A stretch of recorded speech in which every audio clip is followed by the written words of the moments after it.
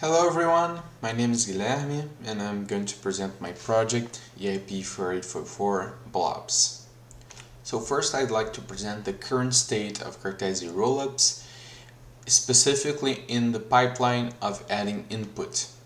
So the user adds an input by sending a transaction to Ethereum, which ends up in the input box contract, which emits an event.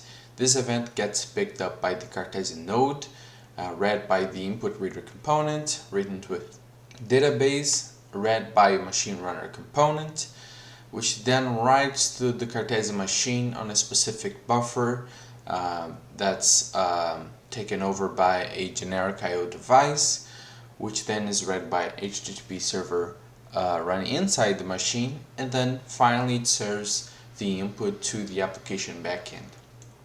The part that I'd like to highlight the most is the first one, which is the user sending a transaction to Ethereum, which may be the most expensive part because of layer 1 fees, and because if the input is bigger than a couple of bytes, then it might weigh on the user because it's using call data, and call data is available forever on the network.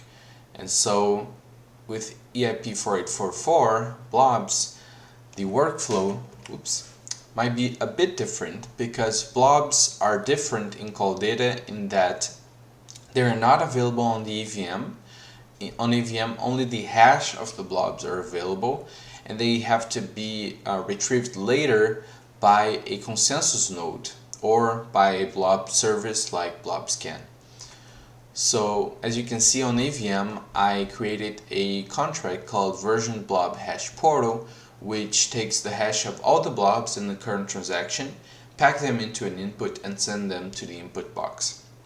And then the workflow is pretty much the same as the current input, but then later the machine has to request the actual blob from the versioned blob hash through the GIO device. But the current state is that the node doesn't support GIO yet. So in my experiment I had to use the development node, also known as nonodo, to implement this logic in the HTTP server. And it asks Blobscan instead of requesting this information from a Ethereum consensus node, which is also possible. So let's go to a showcase of this experiment in an application called BlobChat. So BlobChat is a very simple application. It's pretty much a proof of concept where users can send messages as blobs. And as you can see, there is already some activity here. Let's see how it works underneath. So I'm going to get the address of one of the senders, go to Blobscan, and you can see that this address has signed and sent some blob transactions already. So I'm going to get this one, and this transaction has one blob, so we're going to inspect this blob, and you can see there's a version hash, a commitment, and a proof, and the blob itself is right here, and you can see it says, "How are you doing?" So let's send an input to see it actually working.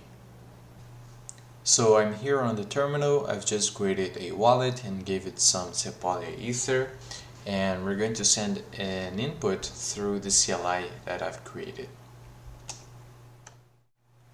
So it seems that our transaction was accepted. If we take a look at our backend, we can see that it made a GIO request with the versioned blob hash, and on the nonodo side it made an HTTP request to Blobscan requesting the blob from the versioned blob hash. So let's take a look at the front end to see our message there. And here we can see our message, and one that I also sent earlier that's actually even bigger. And yeah, let's take a look at the blob themselves just to confirm that everything went smoothly. So this is the wallet that I've just created. You can see there are two transactions, and if I take, for example, the first one, you can see there's a blob, and if we take a look at the actual blob, you can see it's the paragraph we've just sent. So that concludes the presentation. If you have any questions, feel free to send them in the chat and I'll gladly answer them. Thank you.